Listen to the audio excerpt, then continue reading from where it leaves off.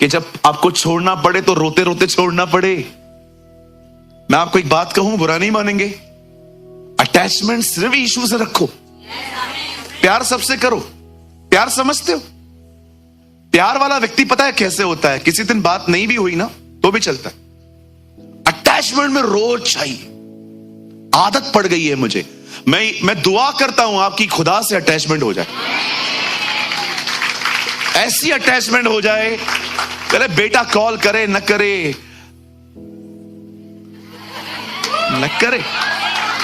ओ मेरी मां, मैं अपनी मां को नहीं सारी माओं को कह रहा हूं। मेरी मां तो इस बात को लेकर नाराज ही रहती है मुझसे, लेकिन प्यार करती है। लिसन टू मी, कहिए अटैचमेंट सिर्फ खुदा के साथ हो, प्यार सबके साथ। अटैचमेंट ही झगड़े लेके आती है। कॉल क्यों नहीं किया? मैंने देखा था ब्लू टिक था। ये ब्लू टिक ने कितने झगड़े करवाए हैं आपको पता नहीं है। Blue tick blue tick blue tick, मैंने देखा, तूने पढ़ा था। अब सुनी, पहले के दिनों में बेदारी इतनी स्ट्रांग थी, पवित्र आत्मा का चलन इतना स्ट्रांग था, जब पतरस प्रचार करता था लोग चर्च में आके जमीनें बेच देते थे। इधर दुआ करवाते, जमीन चाहिए, प्रार्थना करो।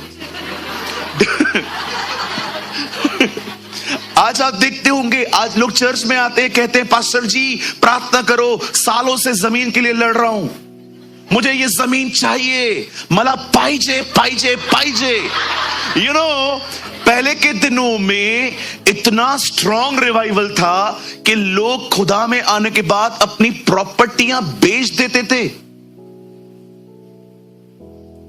आज आप सब पाने के पीछे लगे पड़े हो, क्योंकि प्रचारकों ने आपको सिखाया ही पाना है। अरे मैं पाने के खिलाफ नहीं हूं, बाइबल में वचन है पाने के भी, लेकिन व्हाट अबाउट दीज स्क्रिप्चर्स? जब पतरस और यूहन्ना मंदिर जा रहे थे, बाइबल कहती है एक भिखारी मिला, उसने कहा मुझे कुछ दे। पतरस और यूहन्ना कहते हैं सोना चांदी पैसा कुछ भी नहीं है, कुछ भी नहीं है। क्या लोग थे पहले?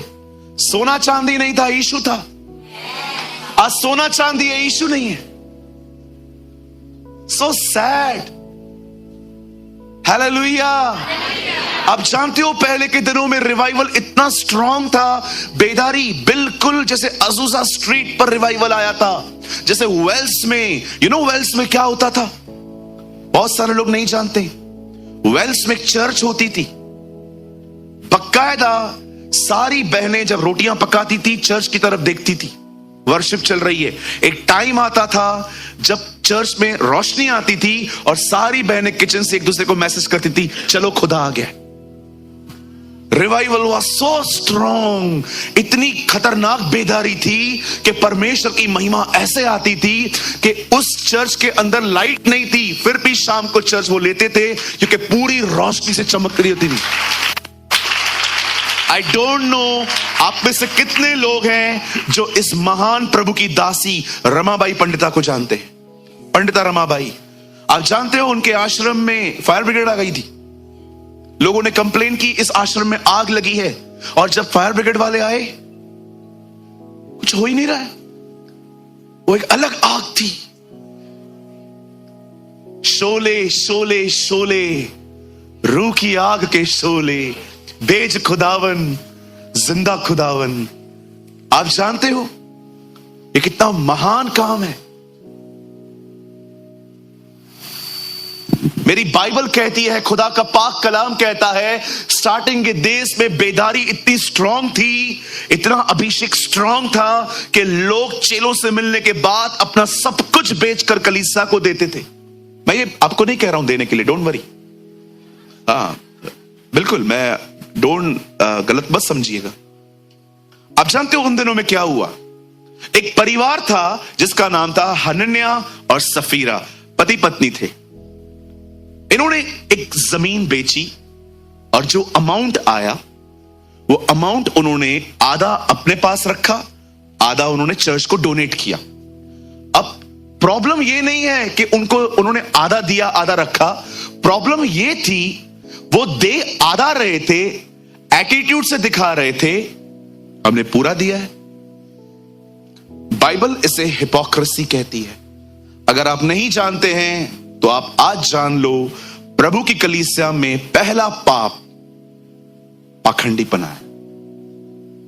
जैसे पुराने नियम में पहला पाप आया, एक आदमी ने झूठ पर विश्वास करके फल खाया।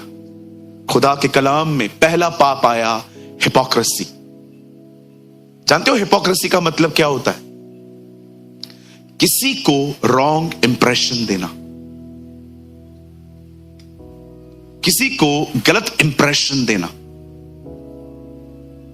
आप खुद को बहुत अच्छे से जानते हैं, लेकिन आप अपने आप को एक अलग ही तरह से प्रेजेंट करते हैं। घर पे गालियां, यहां पर जय मसीह।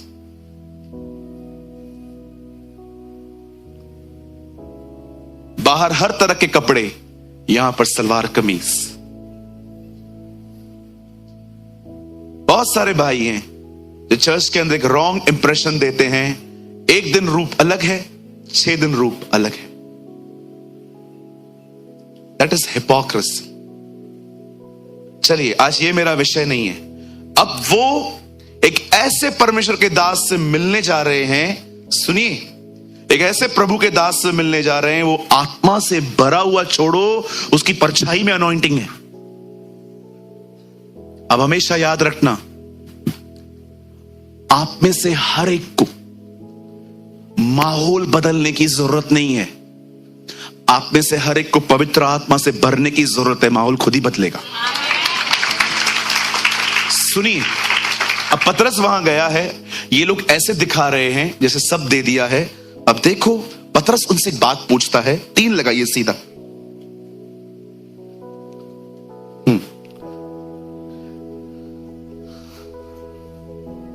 पतरस ने कहा, हे हनन्याह,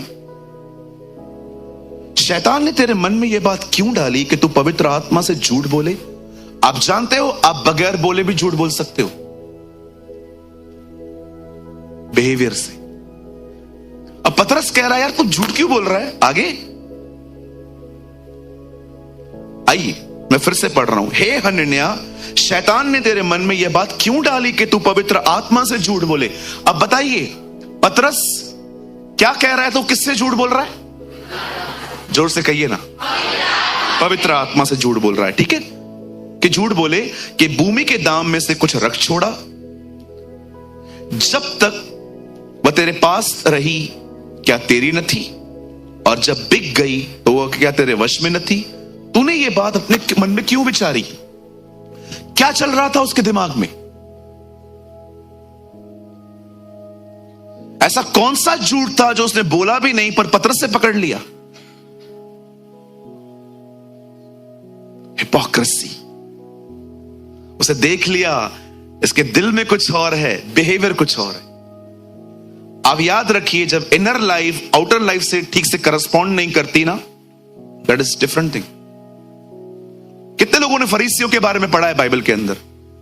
जानते हो, यीशु ने उनको एक बात कही थी, इतनी चुभती है मुझे ये बात, क्योंकि मैं भी थोड़ा थोड़ा ऐसा हूं। पता है कौन सी बात? तुम बुरे होकर अच्छी बातें कैसे बोल लेते हो? ओ, जब मैं ये वचन पढ़ता हूं ना, मुझे ऐसा लगता है ये वचन मुझे घूर घूर के देखता है। तुम बुरे होकर अच्छी बातें, मन में कड़वाहट भरी पड़ी है। खाली कोई पूछे उसके बारे में आपसे कि कैसा है, फट पड़ते हो। लेकिन जब वो बंदा सामने आता है, प्रेज द लॉर्ड भाई, हालेलुया मेरी प्यारी बहन, कैसे हैं जी आप? आपको डर नहीं लगता खुदा से? आपको फियर नहीं आता थोड़ा कि जब मुझसे पूछा जाएगा ये क्या था तो मैं उत्तर क्या दूंगा? मेरी दुआ है आज आपकी जिंदगियां खुले। आज प्रभु आपको आप पे प्रकट कर दे। मेरी दुआ है आज किसी का जीवन मुझ पे नहीं, आपकी जिंदगी आप पे ही प्रकट हो जाए। कितने लोगों ने ये वचन पढ़ा? जब यीशु बचपन में छोटे थे, 8 दिन के थे, उनके हाथ में, शिमोन के हाथ में वो गए। शिमोन ने क्या प्रार्थना की? यह बालक बहुतों के विचारों को उन पे प्रकट कर देगा। ओहो, व्हाट अ वर्ड! यह बालक बहुतों के विचारों को उन पे प्रकट कर देगा। अब सुनिए, झूठ किससे बोला गया? पवित्र आत्मा से। अब देखो आगे क्या हो रहा है। अमेजिंग स्क्रिप्चर आ रहा है। एक्साइटेड होकर बैठी है।